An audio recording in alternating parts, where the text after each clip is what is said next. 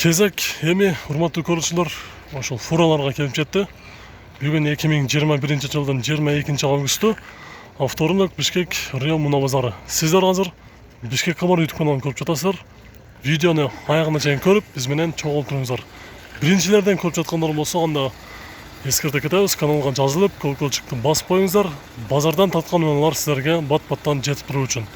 Биз көрсөтүүнү баштайлы. Бул жерде Volvo FM12 жылы 2002 жылғы же 2006 жылғы мотору жакшы дейт.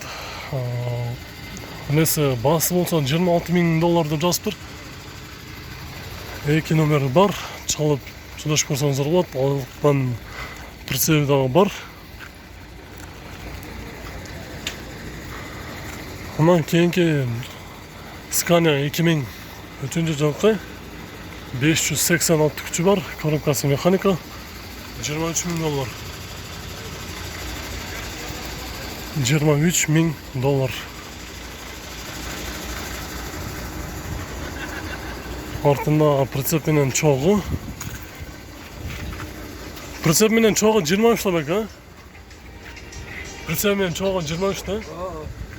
Прицеп менен чогу 23.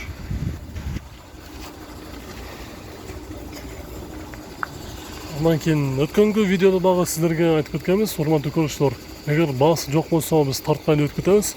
Сиздер дагы, мен дагы бекер эле убара болуп тартып жүрбөйүн.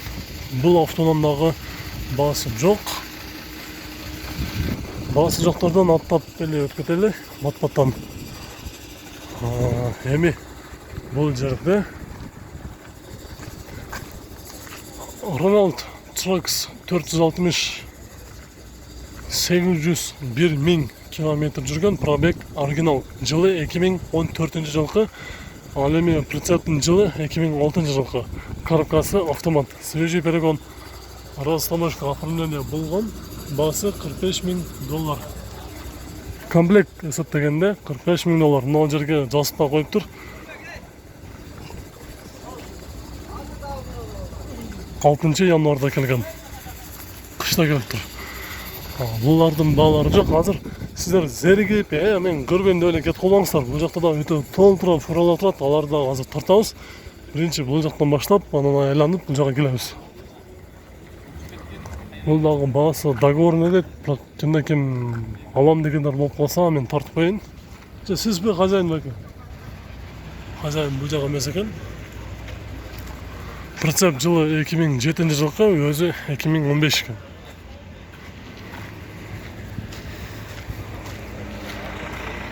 Scania 440. Бул дагы баасы жок. Андан кийинки бул жерде DAF 430 2004 жылкы, пробег 700,000 километр жүргөн, коробкасы автомат, баасы $23,000. Тетинде 2 номер турат. Ошол номерге чалып сүйлөшөсүздөр. Прицеп менен чогу $23,000. Буларда баалары жок экен. DAF свежий перегон, мындан дагы баасы жок. Ээлери дагы, хотя бы ээлерден сурайын десең, ээлер деле жок болуп атпайбы? Бул жерде Renault Magnum 2013 жылкы, жылы прицептин жылы 2002, $905,000 километр жүргөн, жалпы эсептегенде $26,500 комплект сурап жатыптыр. Ошол жерде 2 номер бар. WhatsApp номер дагы бар экен, ээси бул жакта. Азыр артында прицеп дагы көрүп коелу.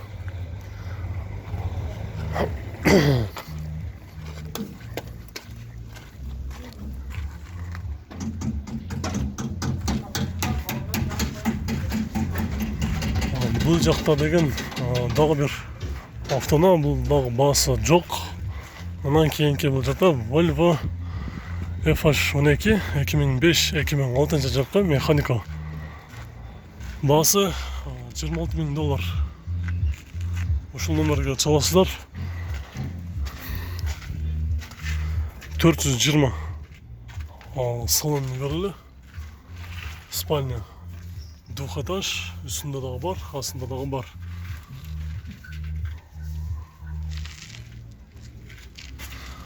Прицеп ушундай.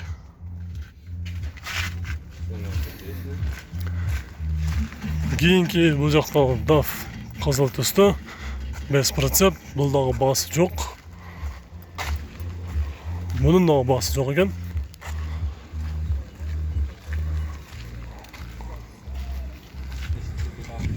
Renault Premium 460 2013 жылы чыккан. Состояниесі жакшы, полный комплектация дейт. Комплект баасын айтканда бул жерде $34,000. Прицеп жылы 2008 жылкы.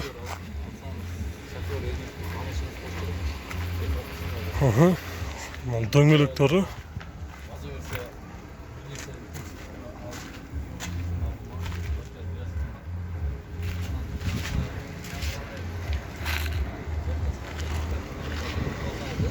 Бул жакта Renault Premium 2013 жылы чыккан, коробкасы автомат Tiptronic. Прицептин жылы 2002 жылы чыккан, баасы $35,000. $35,000. Mercedes Actros 2002 жылкы, объем 430 деп жазыптыр, коробкасы механика, прицеп бар, баасы $27,000. Эки номер бар, основной номер үстүнкүсү экен. Сізге бәкі. Мына есі да келіп қалды, жана басы жоқ болчу. Басы қанша болот бәкі? 45? 45 екен. Мына ушул азыркы местерге көрсөттүм эле, хозяин жок экен деп, азыр хозяин келди. $45,000 дейт. Прицеп менен чоң эсептегенде. Мындан кийин бул жакта деген дагы DAF XF95 2008 жылкы, коробкасы механика. Ушул жерде 2 номери бар экен.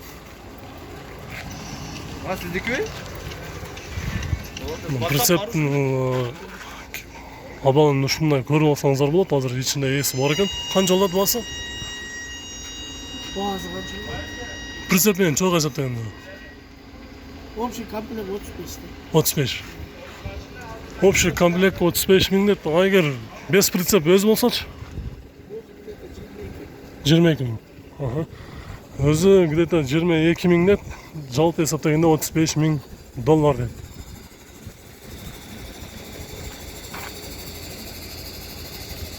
Бул жерде дагы Renault 460 Magnum 2007 жылкы, баасы $27,000 дейт.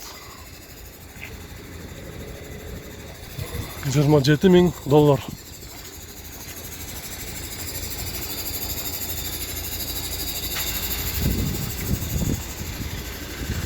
Volvo FH12 головкасы өз эле 98 жылкы, коробкасы механика.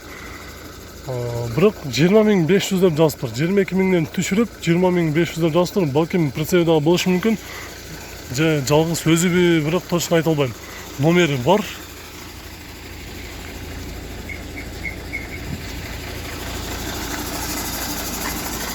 Мунун баасы жок. DAF головкасы өзү 2005 жылкы, 530. DAF 530, $17,500.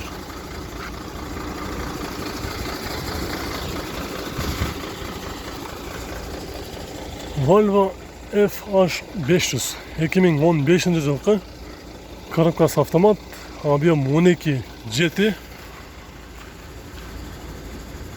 Бирок баасы жок экен. Балким издегендер болушу мүмкүн. Тартпайын дедим, өтө свежий келиптир. Балким издегендер болушу мүмкүн деп тартып койгонум оңбу деп чечтим. Эми биз, урматтуу көрүүчүлөр, биз бул жактагы фуралардан соң гиганттарды көрсөтөбүз. Mercedes MAN, Atego. Биз менен 10 мүнөт бою чогулуп туруңуздар дагы. Бул жерде азыр ушул дафтын ээси келип калды. Как раз момент болуп калды азыр. Пробег 717.000 километр жүргөн, оригинал экен. 2015-жылкы коробкасы автомат. Состояниясы жакшы, свежий перегон экендигин байкалып турат сыртынан эле караганда. Анан азыр ээси бул жерде прицеп жок, өзү жалгыз головкасы. Канча дедиңиз? 37 сурап атабыз. 37.000 сурап жатабыз дейт. Головка өзү эле. Ушул эле да, же буяктагы бар? Ушул эле. Артынан дагы бир көрүп коеюнчу шуну. $37.000 дейт.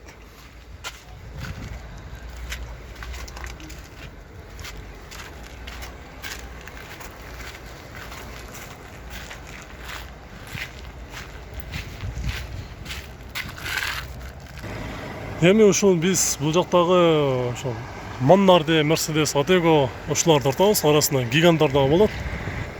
КамАЗ болсо, КамАЗ болуп калса, КамАЗга тартабыз. Анткени комментарийде КамАЗ дагы сураган болчу. Мерседес Атего 2002-жылкы 6.4 механика 6 ступка $24.000. Мерседес Атего 818 термобутка 330.000 километр жүргөн, жылы 2001, 4.3 механика, свежий перегон, расстановка болгон. Азыркы учурда оформление бул элек. Баасы $15.500. Бул жакта Мерседес Гигант 96-жылкы, объем 6 механика $13.000.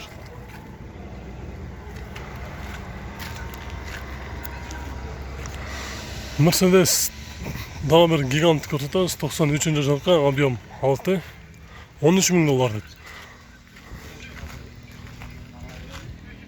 $13.000. Бул жакта дагы бир 814 90-жылы чыккан, объем 6, расход 15, баасы $800.000 сом. Үстүндө спальня дагы бар.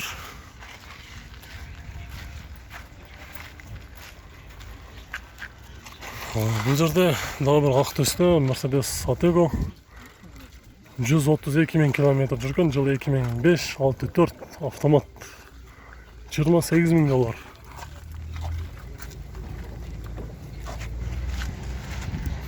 Спальня бар, состояниясы жакшы дейт.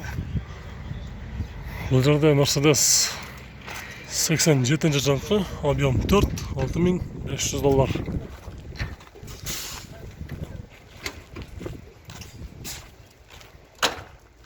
MAN 224 99-жылкы, объем 7 механика, холодильник иштейт дейт, баасы $11.000. 814 дагы бир 96-жылкы, объем 6 турбина, баасы $13.500 дейт. Эки номери бар, чалып жиберсеңиздер болот. Баасы жазылбаптыр. Мындан кийин дагы бир MAN 224 98-жылкы, механика 200.000 километр жүргөн. Спальня автономка дейт. Webasto $13.500. Эки номери бар.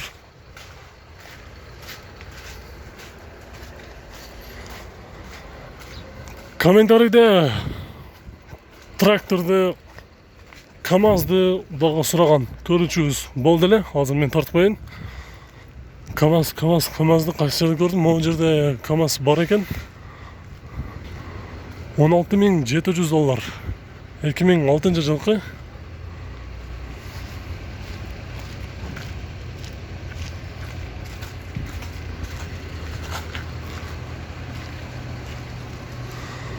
Анан дагы бул жерде дагы бир КамАЗ бар.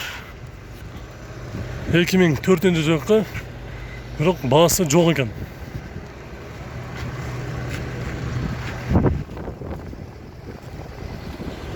Бүгүнкү базарга башка КамАЗ кирбептир. Тилекке каршы.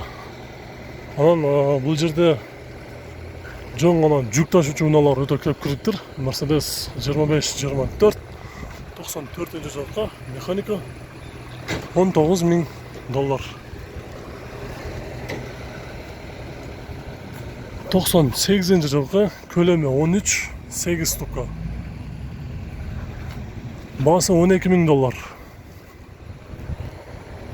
Биз эми бул чыгарышты жыйынтыктайбыз. Урматтуу көрүүчүлөр, видео жакса лайк басып коюңуздар. Кийинки чыгарышка чейин сак саламатта